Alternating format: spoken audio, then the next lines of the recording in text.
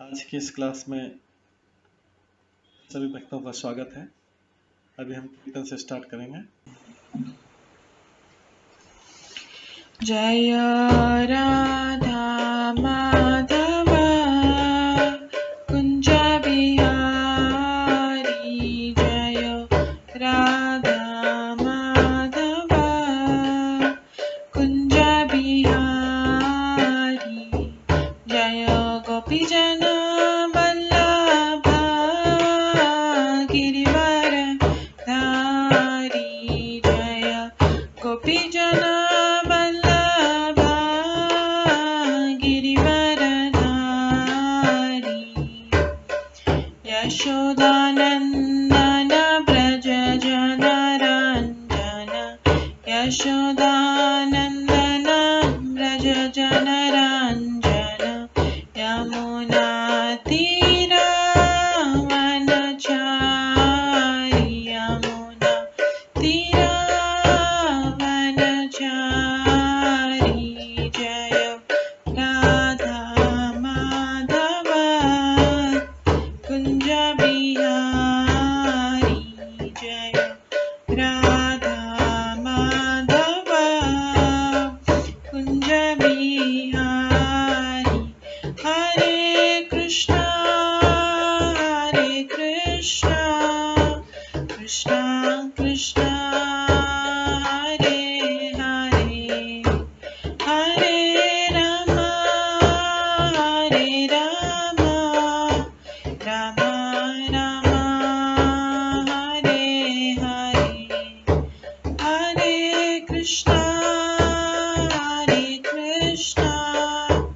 कृष्णा कृष्णा हरे हरे, हरे राम राम राम हरे हरे, हरे कृष्णा कृष्णा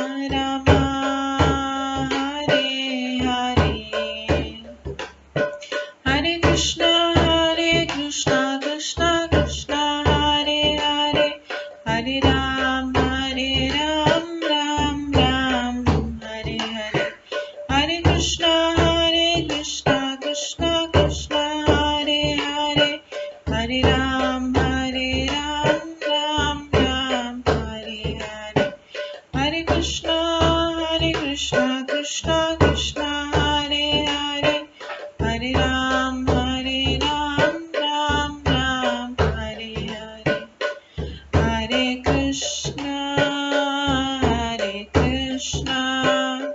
कृष्णा कृष्णा हरे हरे, हरे राम राम राम हरे हरे, हरे कृष्णा कृष्णा कृष्णा हरे हरे, हरे राम राम राम हरे हरे, जय राधा माधव राधे, जय राधा गोविंद राधे, जय गौरनताय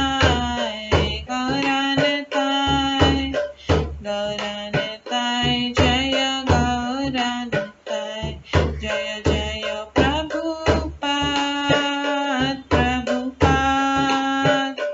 प्रभुपाद जय जय प्रभुपाद, जय जय गुरुदेव जय जय गुरुदेव, नित्य गौर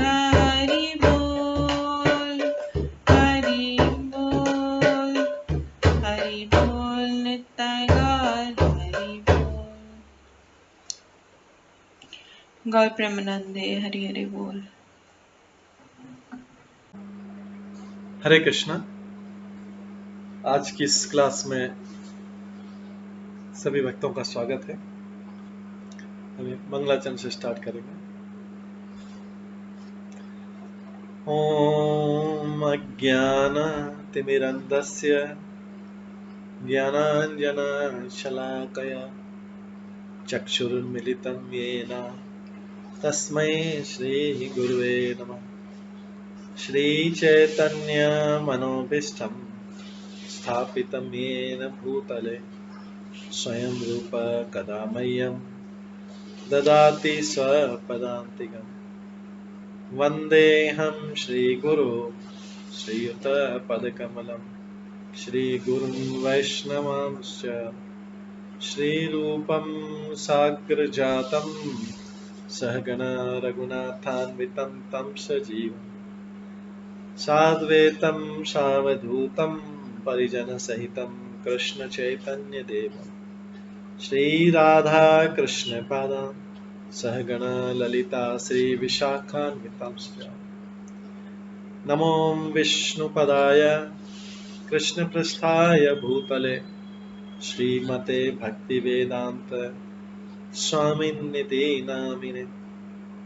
नमस्ते सरस्वती देवे गौरवाणी प्रचारिणे निर्विशेष शून्यवादी पाश्चात्य देशतारिणे।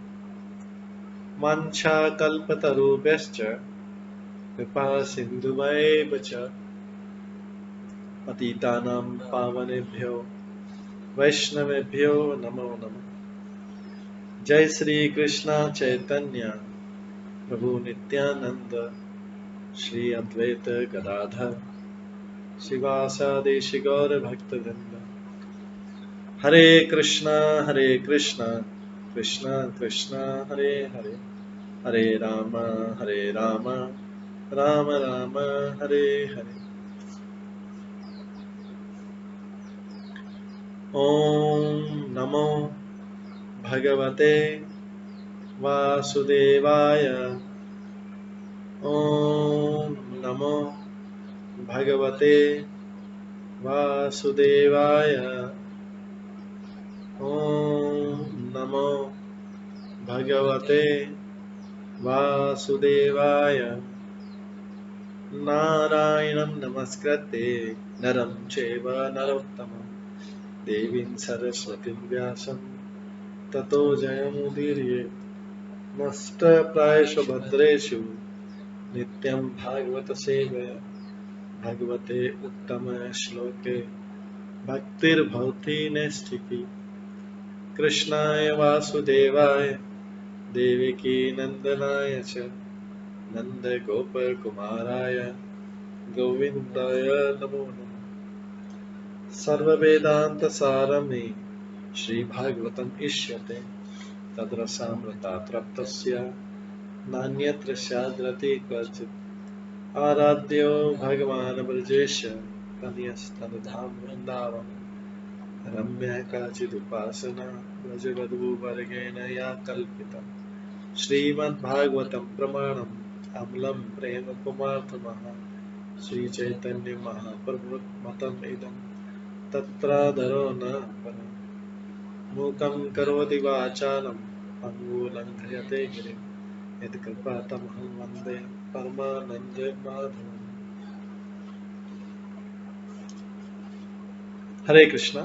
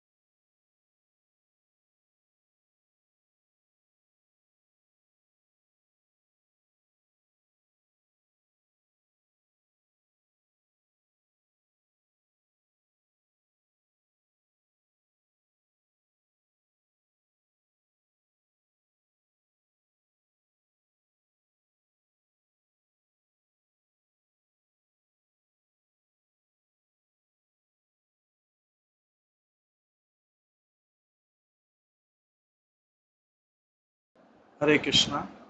आज की इस क्लास में सभी भक्तों का स्वागत है।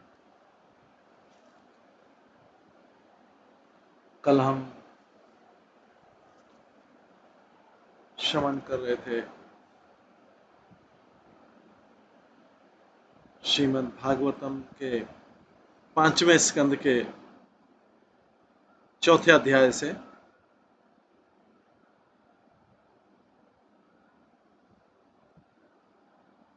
जिसमें हमने भगवान ऋषभ देव के लक्षण श्रवण किए थे सर्वप्रथम।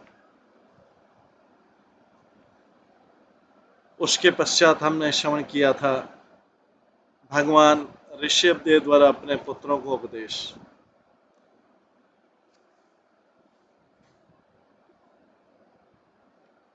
इसमें हमने ऋषभ देव द्वारा जो अपने पुत्रों को उपदेश है, उसमें पहला श्लोक था जो बहुत महत्वपूर्ण है, जिसमें ऋषभ देव अपने पुत्रों से 100 पुत्रों से कहते हैं,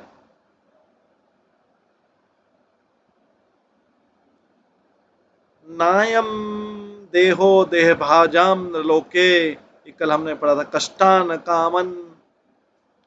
कष्टान कामन अर्हते विटभुजाम ये तपः दिव्यम पुत्र का येन सत्वम शुद्धयेत यस्मात् ब्रह्म सौख्यम तु अनंतम। भगवान ऋषभ देव ने अपने पुत्रों से कहा है, पुत्रों, इस संसार के समस्त देहधारियों में जिसे मनुष्य देह प्राप्त हुआ है, उसे इंद्रिय तृप्ति के लिए दिन रात कठिन श्रम नहीं करना चाहिए, क्योंकि ऐसा तो मल खाने वाले कुकर शुकर भी करते हैं।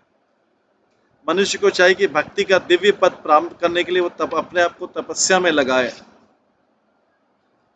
और ऐसा तपस्या करने से उसका हृदय शुद्ध हो जाता है, और जब इस पद को प्राप्त कर लेता है तो उसे शाश्वत जीवन का आनंद मिलता है, जो भौतिक आनंद से परे अनवरत चलता है।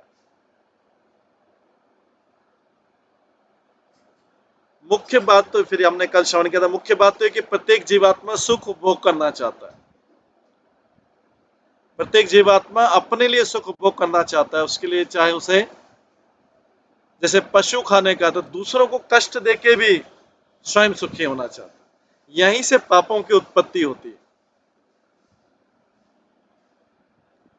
जो इस संसार में पापों की उत्पत्ति होती है कि वो है कि हम जो भी सुख प्राप्त करते हैं वो दूसरों के कॉस्ट पे, दूसरों की कीमत पे होता है।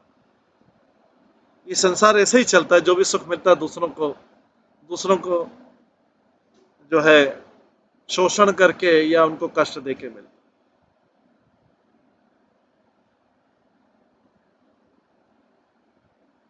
अगर किसान खेत भी उपज करता है तो चूहों को और कीट पतंगों को, पक्षियों को मारने के लिए सारे उपाय करता है। उसमें पेस्टिसाइड और ये चूहे मारने के लिए अलग पेस्टिसाइड।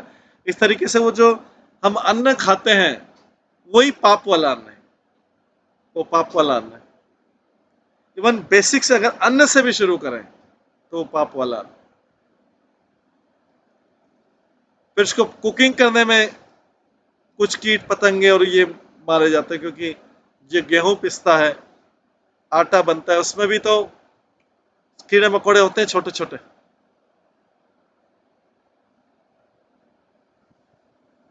तो सारे तो जीवों की हत्या करके खा रहे हैं, चाहे vegetarian non vegetarian. Non vegetarian में स्पष्ट रूप से खा रहे हैं, वेजिटेरियन में भी इनडायरेक्टली खा रहे हैं।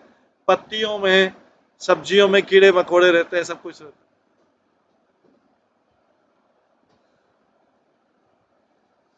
तो इस जीवात्मा जो भी सुख उपभोग कर रहा है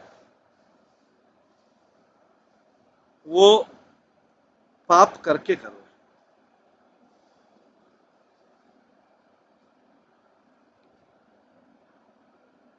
तो उसके बदले में जब तक वो इस देह में बंदी, उसको विभिन्न प्रकार के कष्ट झेलने पड़ेंगे, क्योंकि वो भी तो कष्ट दे रहा है, उसको पता नहीं है। जाने या अनजाने में, दोनों केस में दे रहा है। जानबूझ करके भी दे रहा है, अनजाने में भी दे रहा है।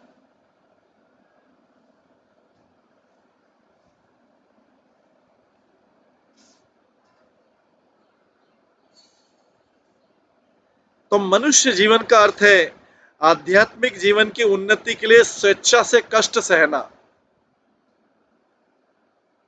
मनुष्य जीवन की अर्थ है आध्यात्मिक उन्नति के लिए स्वेच्छा से कष्ट सहना।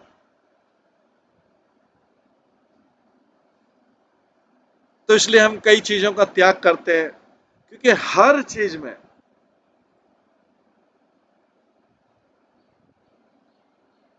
हर जो इस संसार का जो भी उपभोग करेंगे, चाहे हम कपड़े पहने, चाहे कुछ भी करें, उसमें कईयों का शोषण हो चुका है, कई पाप कर्म हो चुके हैं। धन कमाने में कितने पाप होते हैं। तो इसलिए जो आध्यात्मिक जीवन में करना हो, तो स्वेच्छा से जितना कष्ट उठाएंगे उतना कम पाप होंगे, और बाकी जो पाप हैं वो हो रहे हैं, जो अनअवॉइडेबल हैं, उसको जो है हम भक्ति के द्वारा नष्ट कर सकते। अगर हम सोचें कि हम सारे पाप करते जाएं और भक्ति भी करते जाएं, तो ये तो जो 7वां नाम अपराध होता है, to commit sinful activities on the strength of the holy name of the Lord। हम जानबूझ करके पाप कर रहे हैं, दूसरों का शोषण कर रहे हैं।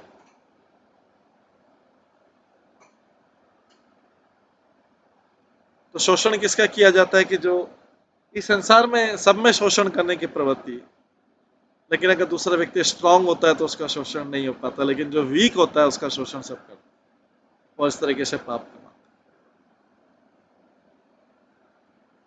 हम बाहर भी देखते हैं और समाज में भी देखते हैं, परिवारों में भी देखते हैं, बाहर भी देखते हैं।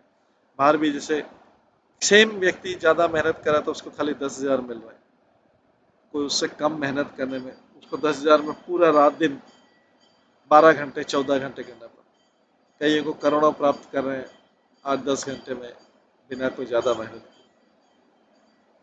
हालांकि ये बोल सकते हैं कि उसकी भौतिक बुद्धि बहुत ज्यादा है, वेरी इंटेलिजेंट पर्सन है, इसलिए उसको ज्यादा मिल रहा है। लेकिन आध्यात्मिक जीवन में तो भौतिक चीज बुद्धि का कोई महत्व नहीं है। आध्यात्मिक भौतिकता पॉइंट ऑफ व्यू से लोग जस्टिफाई कर सकते हैं, वेरी क्वालिफाइड है इसलिए उसको करोड़ों रुपए मिल रहा है, नीचे वाला अनक्वालिफाइड इसको 12-10,000 मिल रहा है।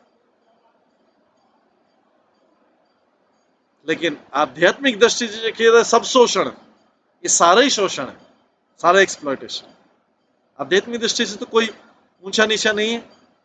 जो आध्यात्मिकता में ऊपर है वही ऊपर है, जो आध्यात्मिक के नीचे है वो नीचे है। तो इसलिए संसार में भौतिक रूप से हर कोई दूसरे का शोषण करता और पाप कर्म करता, और जो जितना कमजोर व्यक्ति रहता है, जितना सीधा साधा व्यक्ति रहेगा, उसका उतना ज्यादा शोषण।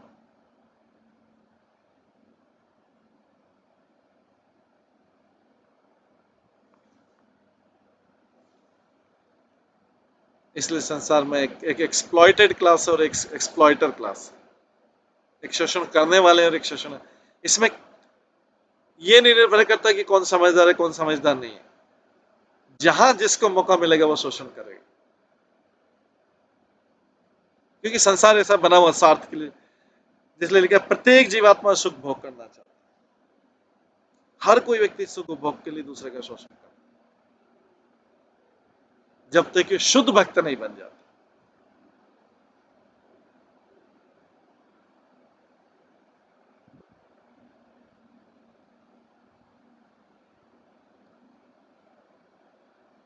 तो बदले में हमें भी, जब तक इस देह में बंधे, हमें भी सारे कष्ट झेलने पड़ेंगे। कई बार हम सोचते हैं मेरे पर कष्ट कहां से आ रहे हैं, लेकिन भक्त लोग पूरा इसको विचार करते हैं कि कहीं से नहीं आ रहे, मेरे द्वारा उत्पन्न कष्ट।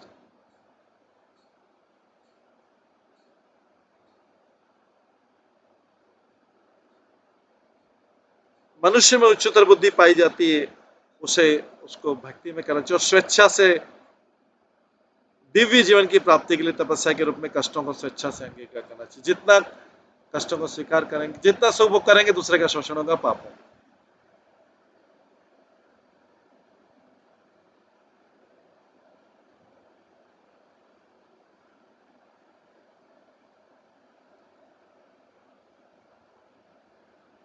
इवन घर का नौकर भी होता है एक, कोई उसका भी एक्सप्लॉइटेशन होता है। हर कोई दूसरे का रहा है, इसलिए लोग बोल सकते हैं अनअवॉइडेबल है, इसको अवॉइड नहीं कर सकते, तो उसमें भी है तो सही सब जगह पाप, क्योंकि उसको तो वेतन नहीं मिल पाता। लेकिन फिर भी तो इसलिए हमें विभिन्न प्रकार के कष्ट झेलने पड़ते, क्योंकि हमने भी कष्ट दिए हैं। जब तक हमें क्षमता थी हमने दिए हैं कष्ट। अब जब अक्षम हो जाएंगे तो कष्ट झेलने पड़ेंगे। तो मनुष्य में उच्चतर बुद्धि पाई जाती है, सोचने समझने की, उसे विचार करना चाहिए। हमें चाहिए कि हम गुरुजनों के उपदेश के अनुसार कार्य करें, जिससे शाश्वत सुख प्राप्त हो सके। ये जो जीवन का भौतिक सुख का जो एक्सप्लॉइटर वाला वो नहीं, हमें शाश्वत सुख प्राप्त हो, भगवान द्वारा प्रदत्त आनंद प्राप्त हो, उसमें अंतर है। उस सुख में और इस सुख में अंतर है। ये एक्सप्लॉइट करके लिया हुआ सुख, स्वार्थ सिद्धि के लिए लिया, धोखा देके, झूठ बोल के, चोरी करके, अलग अलग प्रवृत्ति से पाया हुआ सुख है ये वाला सुख। इसलिए टिकता नहीं है, बदले में कष्ट मिलता है, बराबर हो जाता है। लेकिन अगर हम दिव्य कार्य करते हैं, हमें चाहिए कि गुरुजन के उपदेश के अनुसार कार्य करते हैं, उससे जो सुख मिलेगा वो शाश्वत सुख, वो भगवान द्वारा बताते कि हाँ आप आनंद करो। ये जो हमने पाया यहाँ का सुख, एक्सप्लॉइट करके या धोखाधड़ी, चीटिंग, ये वो जो भी सुख पाया, जिस भी तरीके से पाया, मूर्ख बना के पाया, एक है ये सांसारिक सुख था, उसके बदले में कष्ट भोगना पड़ा, क्योंकि इसमें हमने पाप किए, उसके बदले में कुछ तथाकथित सुख नहीं। लेकिन भगवान द्वारा सुख है जो वो आनंद है, परमानेंट आनंद, उसमें कोई पाप नहीं थे, वो दिव्य कार्य करके भगवान ने प्रदत्त किया। भगवान ने तो प्रहलाद महाराज को बोला तुम पूरा सुख भोग करो आराम से, हिरण्यकश्यप को मारने के बाद। ध्रुव महाराज को भी बोला था पूरा सुख भोग करो, तुमको माया भी नहीं प्रभावित करे। रचयिताओं से बोला तुम, ये सब भगवान के द्वारा दिया सुख। पूरा भागवतम में जो किसी को कर रहे थे भगवान द्वारा प्रदर्शित, वो रियल सुख। बाकी सुख तो हमने पाप के थ्रू कमाया। हर सुख में पाप है, भौतिक जगत में हर सुख में पाप। उसके बदले में कोई उसकी प्राइस पे कर रहा है। तो श्लोक में यह भी बात महत्वपूर्ण है कि सरकार तथा विविध संरक्षक पिता को चाहिए कि इसलिए अपने अधीनस्थों को शिक्षित करके कृष्ण भावना तक पहुंचाए। जो भी उनके अधीनस्थ, कृष्ण भावनामृत के बिना प्रत्येक जीवन जन्म तथा मृत्यु के चक्कर में सदा फंसा। अगर माता पिता संतान कैसे सिखाते हैं कि यही जैसे कि कैसे और सुख पाया जाए,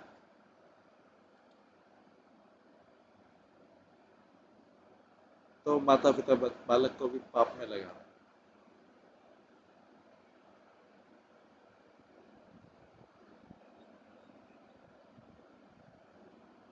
इस बंधन से छुड़ाने के लिए तथा उन्हें प्रसन्न तथा आनंदित बनाने के लिए भक्ति योग की शिक्षा देनी चाहिए। विमूढ़ सभ्यता अपने नागरिकों को भक्ति योग तक पहुंचाने वाली शिक्षा से वंचित करे। कृष्ण भक्ति के बिना मनुष्य जीवन कुकर शुक्र के तुल्य। ये सब अभक्तों के लिए बोला जा रहा है। कृष्ण भक्ति के बिना कौन सा अभक्त है? उसके बिना मनुष्य जीवन कुकर शुक्र तुल्य। ऋषभ देव के उपदेश के अनुसार वर्तमान समय में अत्यंत अनिवार्य मनुष्यों को इंद्रिय तृप्ति के लिए घोर श्रम करने की शिक्षा दी जा रही है, और जीवन में उसका कोई महाउद्देश्य नहीं। ये सब हमने कल करा था, आज उसके आगे हम श्रवण करेंगे। और उससे भी पहले आता है महत् सेवादारम विमुक्ते। महत् सेवा मतलब आध्यात्मिक रूप से जिन व्यक्तियों को महात्मा कहा जाता है, उनकी सेवा करके मनुष्य भावबंधन से मुक्ति मार्ग प्राप्त कर सकता है।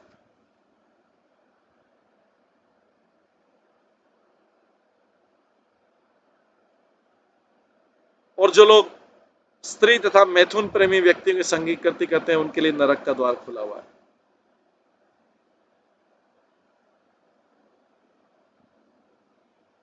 मानव शरीर चौराहे के समान है, कोई चाहे मुक्ति का मार्ग ग्रहण करे या सारे रास्ते खुले हुए हैं, चारों तरफ रास्ते, मुक्ति का मार्ग, नरक का मार्ग, मुक्ति का मार्ग, ज्ञान का मार्ग।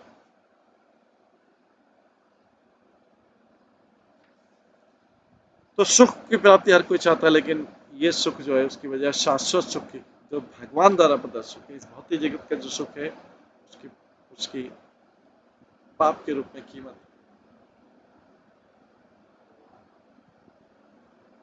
ये सब हुआ। आज हम इसके आगे के श्लोक सीखे, इसलिए बोला गया ऊपर असत्संग त्याग ऐ वैष्णवाचार,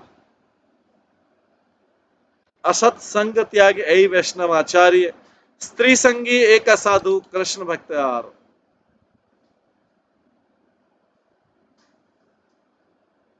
तो प्रकृति के गुणों से विरक्त रहने के लिए असत अर्थात भौतिकतावादी लोगों की संगति त्यागना चाहिए, नहीं तो हम उनके विचारों से प्रभावित हो जाते हैं। अरे ये तो कितना सुख पा रहे हैं, मैं तो कितना दुख पा रहा हूं। ये कंपैरिजन है सुख दुख का, क्योंकि करोड़ों लोग हैं इस संसार में, करोड़ों लोग हैं जिनके पास बेसिक साधन नहीं है, बेसिक्स एकदम बेसिक चीज नहीं है, बस खाली खा रहे हैं, तो वो तो करोड़ों लोगों से नीचे है।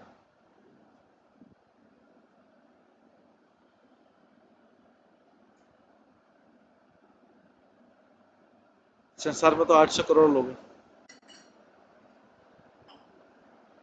तो प्रकृति के गुणों से विरक्त रहने के लिए असत अर्थात भौतिकतावादी लोगों को इसकी संगति से बचना चाहिए, क्योंकि वो हमारे विचारों को, अगर हम बहुत ऊंचे लेवल के भक्त नहीं तो हमारे विचारों को प्रभावित करेंगे और वो बार बार ये प्रदर्शित करेंगे कि देखो हम कितने सुखी हैं, तुम लोग कितने दुखी हो।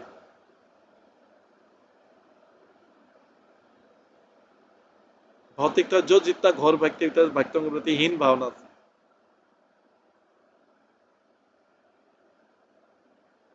हालांकि उनके जीवन में अनेक समस्याएं होंगी, लेकिन वो ईर्ष्या के कारण दूसरों को ये विश्वास दिलाते शो करते कि आप लोग हीन है,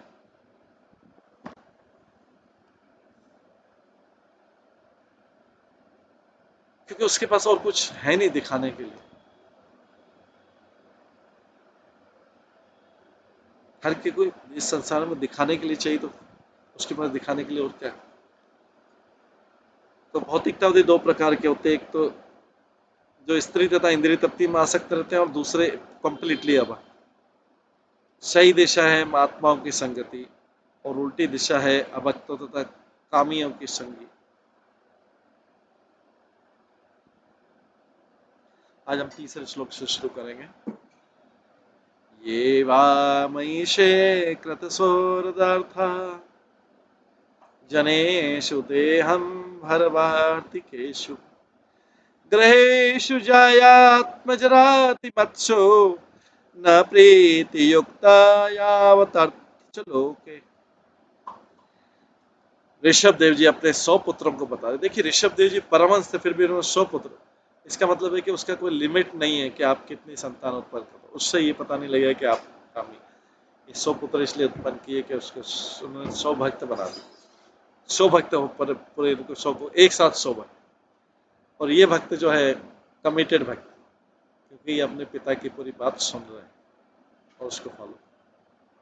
इसमें से 9-10 राजा बने, क्षत्रिय बने, वो भी धर्म का प्लस, उसमें भरत महाराज भी थे। बाकी लोग जो है उसमें से 9 नवेगेंद्र बने और बाकी 81 जो है वो ब्राह्मण बने। क्षत्रिय में कुल में उत्पन्न थे, लेकिन बाद में तो देखिए 100 पुत्र भी उत्पन्न करना कोई, इसमें भी व्यक्ति कोई सोच सकता है कि स्त्री संग कर रहा है इसमें भी, लेकिन ये 100 पुत्र जो हैं ये किसके लिए हैं? भगवान के भक्त बना। ये जो प्रोक्रिएशन है जगत में, धर्म की सृष्टि, उसमें सपोर्ट है। भगवान ने तो ब्रह्मा जी को आज्ञा दिया था।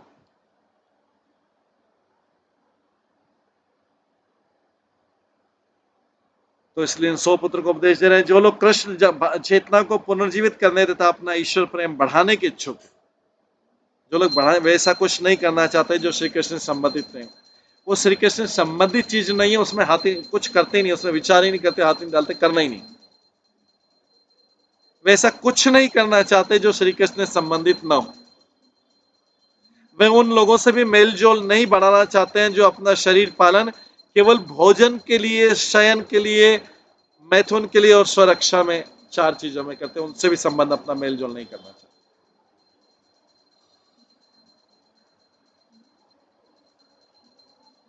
उनसे संबंध बनाने से उनको क्या फायदा होगा? कुछ भी तो फायदा नहीं होगा।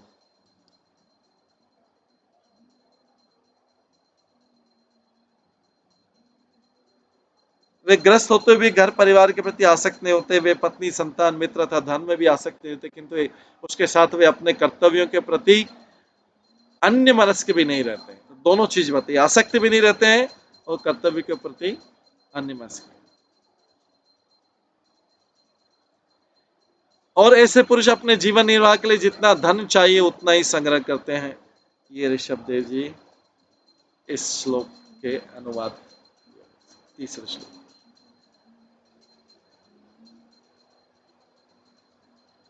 यावद यावद अर्थाश्च लोके, जितना आवश्यक है, अर्थ मतलब धन, यावत अर्थाश्च लोके, जितना इस उतना ही धन संग्रह करते हैं जितना इस भौतिक जगत में होने आवश्यक।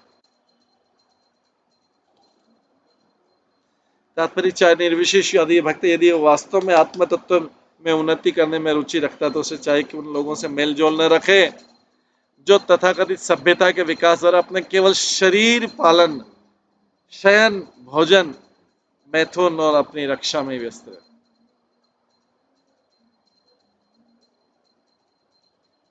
नहीं उन्हें पत्नी संतान मित्र इत्यादि के संग ग्रस्त सुख भोगने में आसक्ति रहती।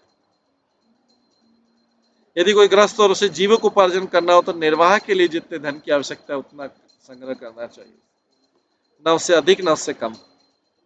कम कम ही नहीं बोले, न उससे अधिक न उससे कम। जैसा श्लोक में ग्रस्त को चाहिए कि भक्ति योग में श्रवण कीर्तन विष्णु स्मरणम पाद सेवनम अर्चनम वंदनम दास्यम साक्षात निवेदन पालन के लिए धन कमाने का यत्न करे। ग्रस्त को चाहिए कि वह ऐसा जीवन बिताए जिससे कि श्रवण तथा कीर्तन के लिए पूरा पूरा अवसर मिले। उसे चाहिए कि घर पर अर्च विग्रह की पूजा करे, त्योहार मनाए, घर पर अर्च की पूजा करे, भगवान के त्योहार मनाए और उसमें मित्रों को आमंत्रित करे और उन्हें प्रसाद दे। ग्रस्त को सारा धन इन्हीं कार्यों के लिए करना चाहिए, अर्जित जो धन है इंद्रिय तृप्ति के लिए नहीं।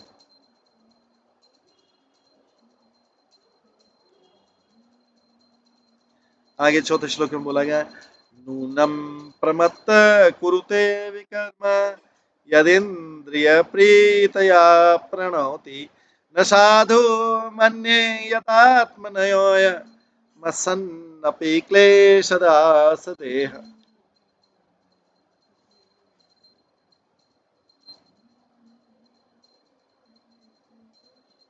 जब मनुष्य इंद्रिय तृप्ति को ही जीवन का लक्ष्य मान लेता है तो वो भौतिक रहन सहन के पीछे प्रमत्त होकर, पागल होकर सभी प्रकार के पाप कर्म में प्रवृत्त। ये फिर से आ गया, जो पाप करने का व्यक्ति भौतिक जीवन में जो काम कर रहा है सब में पाप।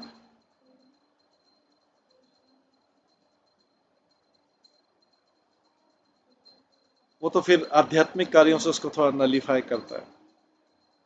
जो भी भौतिक जीवन के कार्य सब में पाप। जब मनुष्य इंद्रिय तत्व को ही जीवन का लक्ष्य मान लेता है तो भौतिक रहन सहन के पीछे प्रमत्त या पागल होकर सभी प्रकार के पाप कर्मों में होता है। वो नहीं जानता कि अपने विगत पाप कर्मों के कारण ही उसे क्षण भंगुर शरीर प्राप्त हो।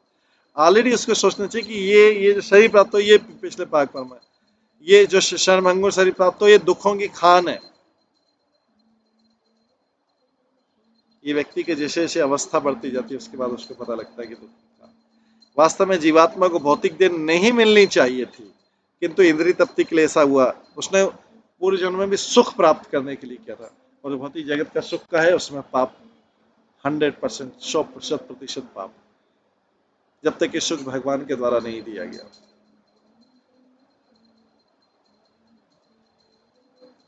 वास्तव में जीवात्मा को भौतिक देह नहीं मिलनी चाहिए थी, किंतु इंद्रिय तृप्ति के कारण ऐसा हुआ था। मैं मानता हूं कि बुद्धिमान प्राणी के लिए यह शोभा नहीं देता, बुद्धिमान प्राणी के लिए शोभा नहीं देता कि वो पुनः इंद्रिय तृप्ति के कार्य में प्रवृत्त हो, जिससे एक के बाद एक उसे दूसरा शरीर प्राप्त हुआ हो।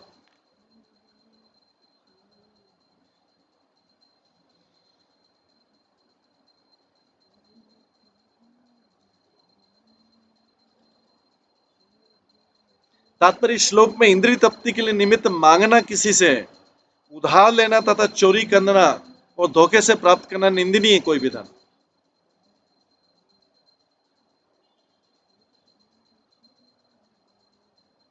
क्योंकि ऐसी भावना से घोर अंधकारमय नरक प्राप्त होता है।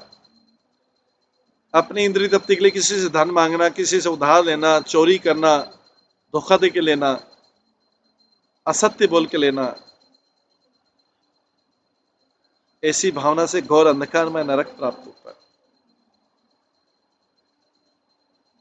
और सबसे ज्यादा इस संसार में धन के पीछे, धन और स्त्री के पीछे लोग सबसे ज्यादा पाप कर्म करते हैं।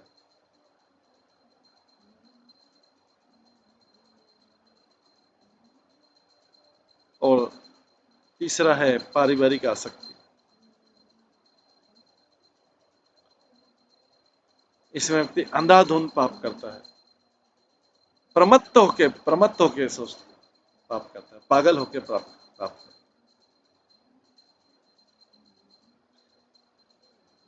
अतः मैं मानता हूं कि बुद्धिमान प्राणी के लिए शोभा नहीं देता है। यहाँ पर ऋषभदेव बोल रहे हैं कि वो शोभा नहीं देता, वो पुनः इंद्रिय तप्ति के कारण प्रभुत्व हो, जिसके एक के बाद एक दूसरा शरीर प्राप्त है, उसको शोभा नहीं देता है इंद्रिय तप्ति के लिए से पाप करे अपने लिए।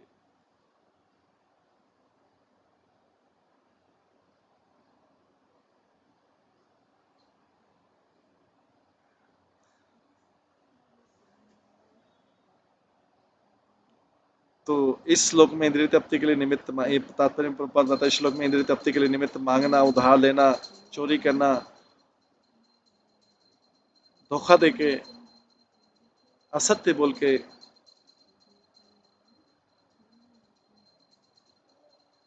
सारे कार्य करना, क्योंकि ऐसी भावना से घोर अंधकार में नरक प्राप्त होता है।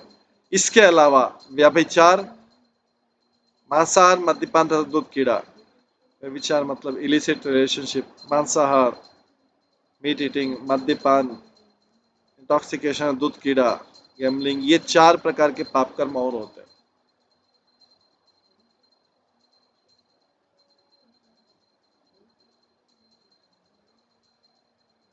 ये ऐसे साधन है जिनसे दूसरी भौतिक देह धारण करने के घोर कष्ट उठाने पड़ते हैं। वेदों का कथन है असंगो ही अयम पुरुषः, जीवात्मा इस भौतिक संसार से किसी प्रकार से जुड़ा हुआ नहीं है, किंतु इंद्रिय सुख उठाने की प्रवृत्ति रखने के कारण ऐसी भौतिक अवस्था में जाना पड़ता है जहां पे असहाय हो जाता है और कष्टों को सहन करना मुश्किल हो जाता है, हेल्पलेस हो जाता है, असहाय अवस्था में कष्टों को सहता रहता है। जो भगवान ने नहीं क्रिएट किया उसी के द्वारा क्रिएटेड है, लेकिन वो भूल गया है। वो भूल गया है कि मैंने दूसरे जीवों को किस प्रकार से कष्ट दिया, किस प्रकार से मैंने इंद्रिय सुख प्राप्त किया दूसरे जीवों को कष्ट दे।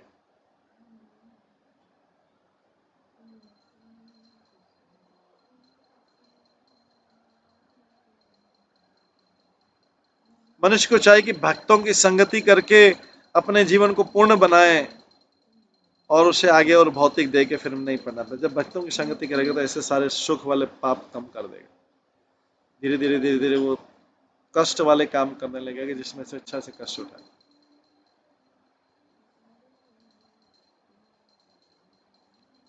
आगे 5 श्लोक में पराभवस्तावत बोध जातो यावत् न जिज्ञासते आत्म तत्वम् यावत् क्रियातावत् इदं मनस्वे कर्मात्मकं येन शरीर बंध। जब तक जीव को आत्म तत्व की जिज्ञासा नहीं रहती तब तक उसे अज्ञानजन्य कष्ट भोगने पड़ते हैं, उसकी पराजय होती रहती, हमेशा हारेगा वो। कर्म का फल पाप और पुण्य कुछ भी हो सकता है,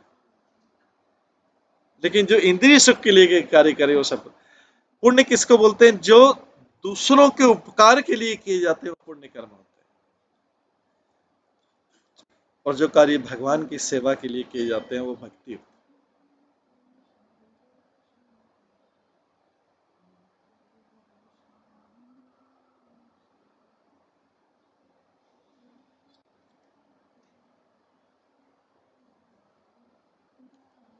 जब तक जीव को आत्म तत्व की जिज्ञासा नहीं होती तब तक उसे अज्ञान जन्य कष्ट भोगने पड़ते हैं, उसकी पराजय होती रहती है। कर्म का फल पाप और पुण्य कुछ भी हो सकता है। यदि मनुष्य किसी कर्म में व्यस्त रहता है तो उसका मन सकाम कर्म में लगा हुआ कहा जाता है, और जब तक मनुष्य मन अशुद्ध रहता है, चेतना अस्पष्ट रहती है, और जब तक मनुष्य सकाम कर्मों में लगा रहता है तब तक उसे देह धारण करनी पड़ती है। तात्पर्य सामान्य रूप से लोग सोचते हैं कि कष्ट से छुटकारा पाने के लिए पुण्य कर्म करना चाहिए, किंतु ये सत्य नहीं है। कष्ट से छुटकारा पाने के लिए पुण्य कर्म करना चाहिए, सत्य नहीं। भले ही मनुष्य पवित्र कर्म करे, चिंतन मनन भी करे, तो भी इसकी पराजय गई। उसका एकमात्र लक्ष्य माया तथा समस्त कर्मों के चंगुल से छुटकारा होना। जीवन की समस्या कोरे ज्ञान, चिंतन तथा पुण्य कर्म करने से नहीं सुलझती। मनुष्य को अपने आध्यात्मिक पथ को समझने के लिए जिज्ञासा होनी चाहिए।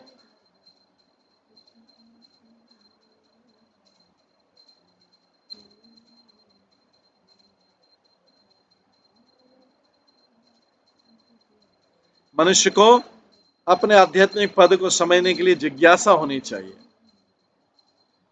इसे भागवत गीता के 4 अध्याय के 37 श्लोक में लिखा है, यथेधांसि समिद्धग्नि भस्मात् स कुरुते अर्जुन, ज्ञानाग्नि सर्वकर्माणि भस्मसात् कुरुते तथा। जैसे प्रज्वलित अग्नि ईंधन को भस्म कर देती है, और उसी भांति अर्जुन ज्ञान रूपी अग्नि प्राकृत क्रियाओं के संपूर्ण बंधनों को जला देती है। जब तक मनुष्य आत्मा को तथा इसके कार्यों को नहीं समझ लेता, तब तक वह भौतिक बंधन में ही माना जाता है।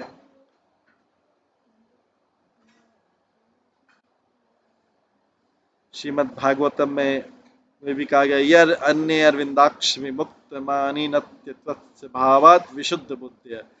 जिस मनुष्य को भक्ति का ज्ञान नहीं रहता है, वो अपने को मुक्त हुआ मान लेता है। वास्तव में ऐसा नहीं है। बिना ज्ञान के अपने आप को मुक्त मान लेता है। आरुह्य कृष्णे परम पदम ततः पतन ददो या ना दुष्चिम। ऐसे परिष्ठ को भले निराकार ब्रह्म ज्योति प्राप्त हो जाए, किंतु ब्रह्म भक्ति का ज्ञान न होने के कारण उन्हें पुनः भौतिक सुख भोगने के लिए नीचे आना पड़ता है। जब तक मनुष्य कर्म तथा ज्ञान में रुचि दिखाता है, तब तक वो भौतिक जीवन के कष्टों, जन्म मृत्यु जरा व्याधि को सहन करता है।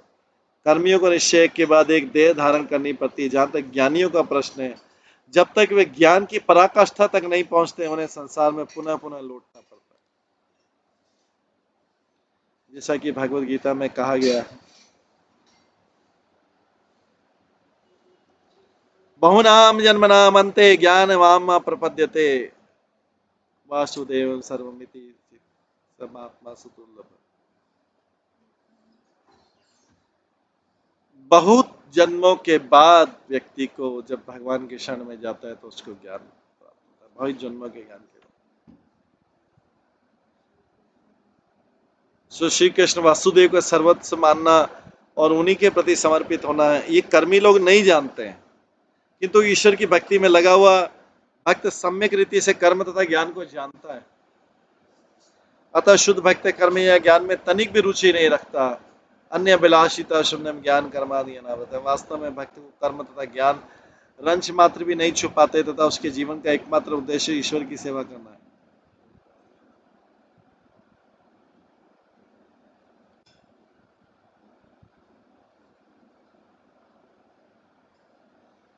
एवं मनः कर्म वशं प्रयुक्ते अविद्यात्मनियुद्धीयमाने प्रीति न यावत् मयि वासुदेवे न मुच्यते देह योगेन तावत्। जब जीवात्मा तमोगुण से आच्छादित रहता है, जब जीवात्मा तमोगुण से आच्छादित रहता है, तो न तो आत्मा को न परमात्मा को समझता है।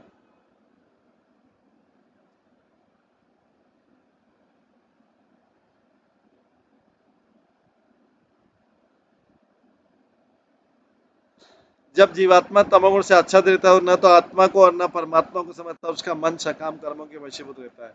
अतः जब तक उसकी मुझ वासुदेव में प्रीति नहीं होती, तब तक उसे देह बंधन को स्वीकार करने से छुटकारा नहीं मिलता। तात्पर्य, जब मन सकाम कर्म से दूषित रहता है,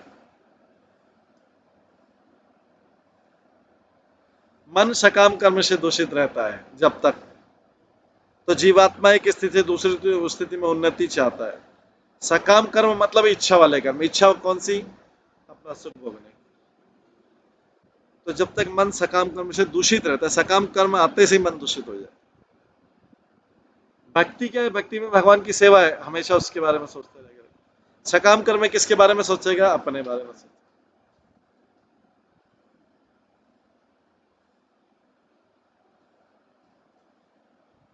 सामान्य रूप से प्रत्येक व्यक्ति अपनी आर्थिक स्थिति सुधारने के लिए दिन रात कठोर कर्म में संलग्न रहता है।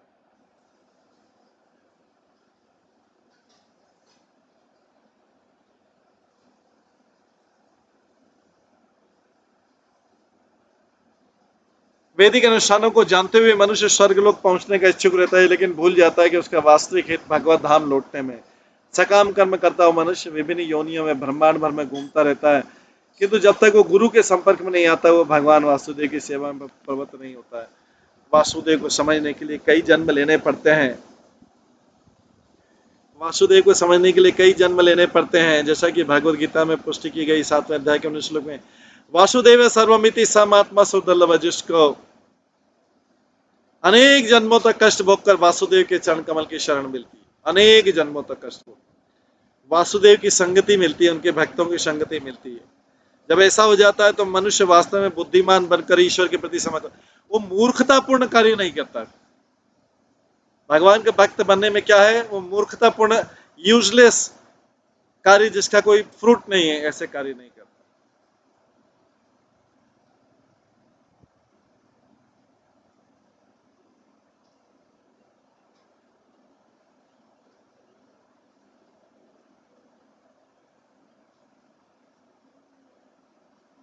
ब्रह्मांड भ्रमित कौन भाग्यवान जीव, गुरु कृष्ण प्रसाद पाए भक्ति लता बीज। चैतन्य चरितमृत के मध्य लीला में आता है 19वें अध्याय में। ब्रह्मांड भ्रमित कौन भाग्यवान जीव, जो ब्रह्मांड में भ्रमण करते करते करते करते करते कोई एक बिरला भाग्यवान जीव होगा जिसको गुरु की कृष्ण की कृपा मिलती, गुरु कृष्ण प्रसाद पाए भक्ति लता बीज, और तुरंत उसके अंदर भक्ति लता का बीज हो जाता है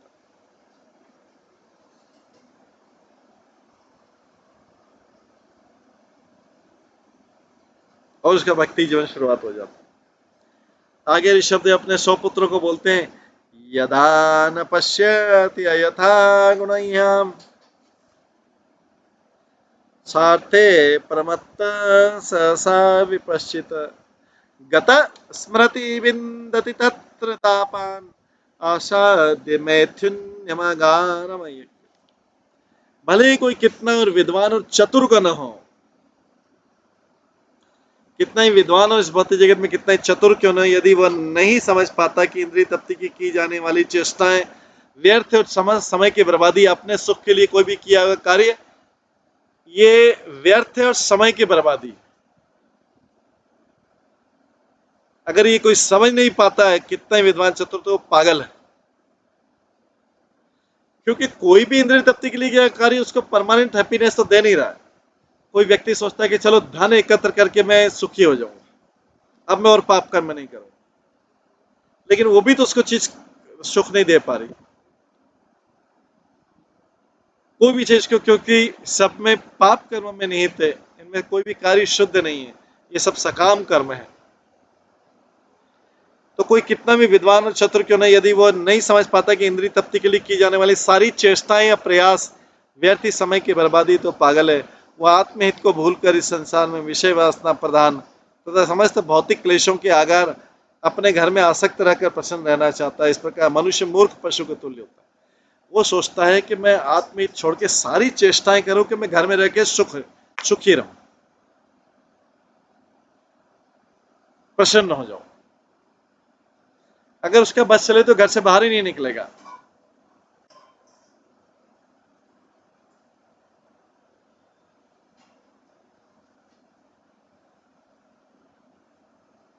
तो इस प्रकार भौतिक क्लेश अपने घर में आसक्त रहकर प्रसन्न रहना चाहते, इस प्रकार मनुष्य मूर्ख पशु के तुल्य होता है। तात्पर्य भक्ति की निम्नतम अवस्था में मनुष्य शुद्ध भक्त नहीं हो सकता। अन्य अभिलाषिता शून्य में ज्ञान कर्माद्यानामृतम। शुद्ध भक्त होने के लिए मनुष्य को समस्त भौतिक कामनाओं से मुक्त होना चाहिए तथा उसे कर्म में शुष्क ज्ञान तक छूना तक नहीं चाहिए।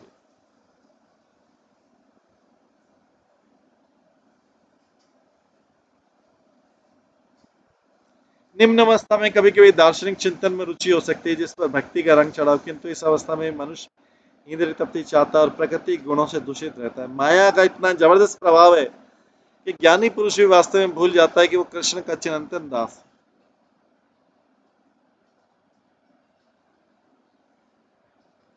इसलिए वो विषय भोग के चारों ओर केंद्रित ग्रस्त जीवन में ही आसक्त संतुष्ट रहता है। वो विषयी जीवन के समक्ष नतमस्तक होकर समस्त प्रकार के भौतिक क्लेशों को सहन कर सकता है। अज्ञानवश वह उसके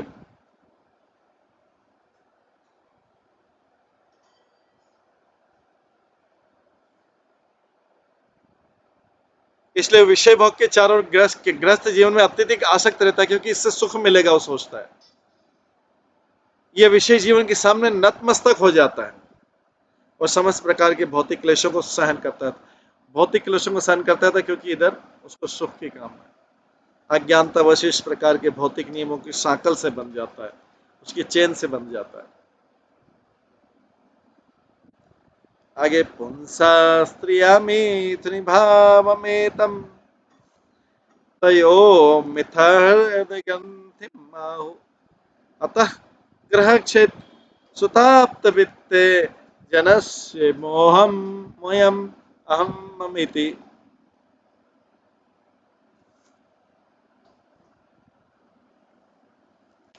स्त्री तथा पुरुष के मध्य का आकर्षण भौतिक अस्तित्व का मूल नियम है। ये भौतिक अस्तित्व बनता ही इसी से, स्त्री तथा पुरुष का आकर्षण। इस भ्रांत धारणा के कारण स्त्री तथा पुरुष के हृदय परस्पर जुड़े रहते हैं। इसके फलस्वरूप मनुष्य अपने शरीर, अपने घर, अपनी संतान, स्वजन तथा धन के प्रति आकर्षित रहता है। इस प्रकार वो जीवन के मोहों को बढ़ाता है तथा अहम ममेति, मैं तथा मेरा के रूप में सोचता है। तात्पर्य स्त्री तथा पुरुष के बीच सहज आकर्षण का प्रमुख कारण विषय भोग है और विवाहित होने पर यह आकर्षण बढ़ जाता है। स्त्री तथा पुरुष के इस ग्रंथिल समूह के कारण मोह उत्पन्न होता है, जिससे सोचना पड़ता है कि अमुक पुरुष मेरा पति या अमुक स्त्री मेरी पत्नी है। यह हृदय ग्रंथि कहलाता है। इस ग्रंथि को खोल पाना कठिन है। भले स्त्री तथा पुरुष वर्णाश्रम के नियमों के अनुसार या तलाक देने के कारण विलक क्यों न हो जाए, प्रत्येक दशा में स्त्री पुरुष के बारे में और पुरुष स्त्री के बारे में सोचता है। इस प्रकार व्यक्ति परिवार, धन तथा संतान के प्रति भौतिक रूप से आसक्त हो जाता है।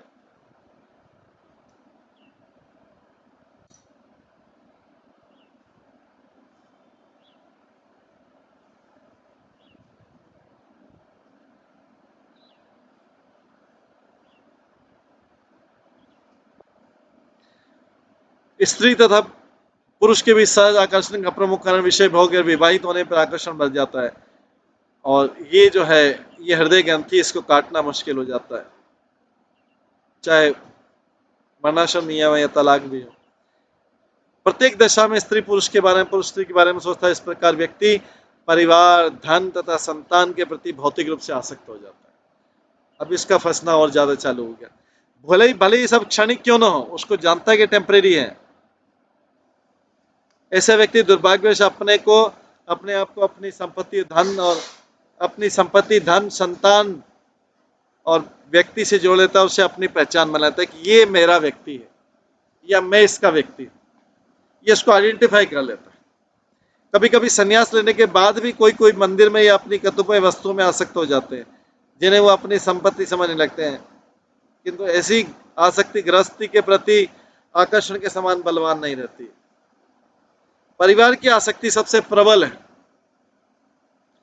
इसलिए सत्य संहिता में कहा गया है, ब्रह्माध्यायाग्वल्क्याद्दामुच्यन्ते स्त्री समायेन बोधन्ते केम्बो।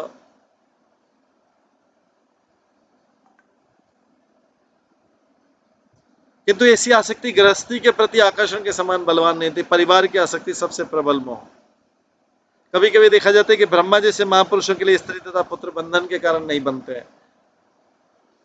उल्टे पत्नी आध्यात्मिक जीवन तथा मुक्ति में सहायक बन सकती है। तो भी अधिकांश व्यक्ति दाम्पत्य भाव की ग्रंथि से बंधे रहते, फलतः वे कृष्ण के साथ अपने संबंध को भूल जाते हैं।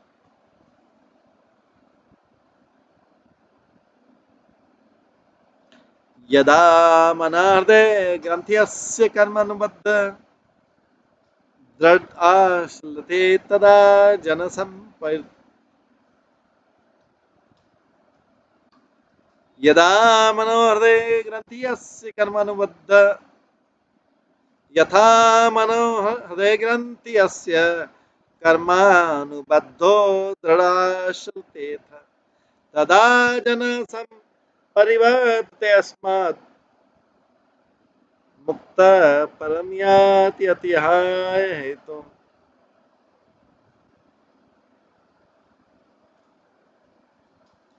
जब पूर्व कर्म फलों के कारण भौतिक जीवन में फंसे व्यक्ति के हृदय की मजबूत गांठ ढीली पड़ जाती है तो घर, स्त्री तथा संतान के प्रति अपनी आसक्ति से विमुख होने लगता है। इस तरह उसका मोह, जब उसके हृदय की गांठ ढीली पड़ जाती है तो क्या करता है, उसके घर, स्त्री, संतान के प्रति आसक्ति फिर धीरे धीरे कम हो जाती है। जब वो गांठ ढीली पड़ती है उससे विमुख होने लगता है और भगवान की तरफ सन्मुख होने लगता है। इस तरह उसका मोह टूट जाता है, मुक्त हो जाता है और उसे दिव्य लोक की प्राप्ति होती है। वो जगत की आसक्ति छोड़ेगा तब जाके भगवान में आसक्ति कर पाएगा।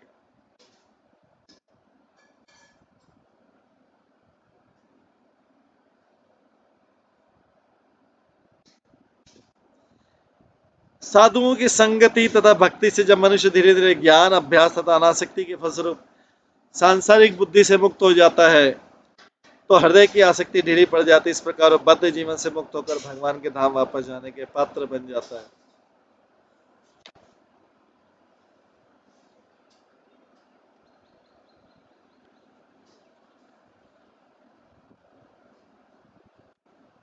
आगे 10वां, 11वां, 12वां, 13वां श्लोक में है, हंसे गुरोमयी भक्त्यानुवृत्त्या वितष्णया द्वन्द्व तितिक्षया च सर्वर्थ जंतो व्यसनवगत्या जिज्ञासया तपसह्या निवृत्त्या मत कर्म भी मत कथाय च नित्यम मत देव संगात गुण कीर्तनाते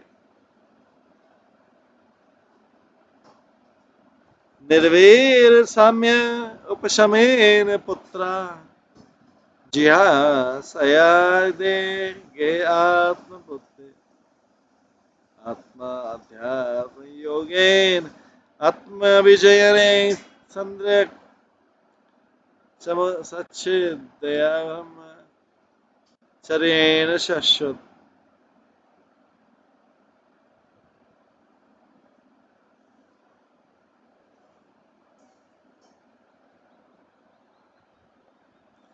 असम सच्य ब्रह्मचर्येन शश्वत असम प्रमादेन यमेन वाचाम सर्वतमद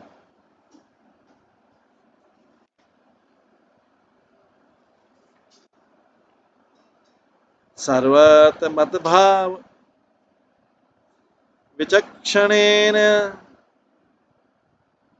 ज्ञानेन विज्ञान विराजितेन योगेन धृत्युद्यमत्सत्व युक्तो लिंग व्यपेहोत्स कुशलो मख्यम। हे पुत्रों, ऋषभ जी बोलते हैं, तुम सिद्ध गुरु अर्थात परमहंस को ग्रहण करना चाहिए तुम्हें। इस प्रकार तुम मुझ पूर्ण पुरुषोत्तम भगवान और अपनी श्रद्धा तथा प्रेम रखो। तुम्हें इंद्रिय तृप्ति से घृणा घृणा करनी चाहिए तथा ग्रीष्म ऋतु एवं शीत ऋतु के समान आनंद तथा पीड़ाओं को, द्वैतता को सहन करना चाहिए। उन जीवात्माओं की कष्टमय दशा को समझने का प्राप्त करो जो स्वर्ग में भी दुखी रहती हैं। सत्य का दार्शनिक तौर पर अन्वेषण करो, फिर भक्ति के निमित्त सभी प्रकार की तपस्या करो। इंद्रिय सुख के प्रयत्नों का परित्याग करके ईश्वर की सेवा में लगो। भगवान की कथा का श्रवण करो और सदैव भक्तों की संगति करो। ईश्वर का कीर्तन और गुणगान करो और सबों को आध्यात्मिक स्तर पर संभाव रखो। शत्रुता त्याग कर क्रोध तथा शोक का दमन करो। स्वयं को देह तथा घर के साथ न जोड़ते हुए शास्त्रों का अध्ययन करो। एकांत वास करो और प्राण, वायु, श्वास, मन और इंद्रिय को पूर्णतः वश में करने का अभ्यास करो। वैदिक साहित्य शास्त्रों पर पूर्ण श्रद्धा रखो और सदैव ब्रह्मचर्य व्रत का पालन करो। अपने कर्तव्य करते हुए व्यर्थ की बातें करने से बचो। सदैव भगवान का चिंतन करके सही स्रोत से ज्ञान प्राप्त करो। इस प्रकार उत्साह, धैर्य पूर्वक भक्तियों का अभ्यास करते रहने से तुम्हारा ज्ञान बढ़ेगा और अहंकार जाता रहेगा। ये 4 श्लोकों में ऋषभ देव जी ये उपदेश है। इन 4 श्लोकों में ऋषभ देव अपने पुत्रों को बताते हैं कि किसी प्रकार अहंकार तथा सांसारिक बद्ध जीवन से उत्पन्न झूठी पहचान से मुक्त हो सकते हैं। संसार में जो पहचान है झूठी पहचान है। कोई किसी का माता है, कोई किसी का पिता है, कोई किसी का भ्राता है, कोई किसी की बहन है, कोई किसी का कुछ, ये तो टेम्पररी डेजिग्नेशन है। लेकिन ऐसा अभ्यास करते जो ऊपर बताया गया, धीरे धीरे मुक्त हुआ जा सकता है। इस प्रकार से ऋषभ देव अपने पुत्र को उपदेश दे रहे हैं। अभी इसके आगे के उपदेश जो है हम कल की क्लास में श्रवण करेंगे। आज की क्लास को यहीं पे विराम देते हैं। सभी भक्तों का बहुत बहुत धन्यवाद। सभी भक्तों के लिए एक बार हरे कृष्ण महामंत्र का जप करते हैं। हरे कृष्णा कृष्ण कृष्ण हरे हरे, हरे राम राम राम हरे। श्रीमद् भागवतम महापुराण की जय। श्रील प्रभुपाद की जय। सभी भक्तगणों की जय।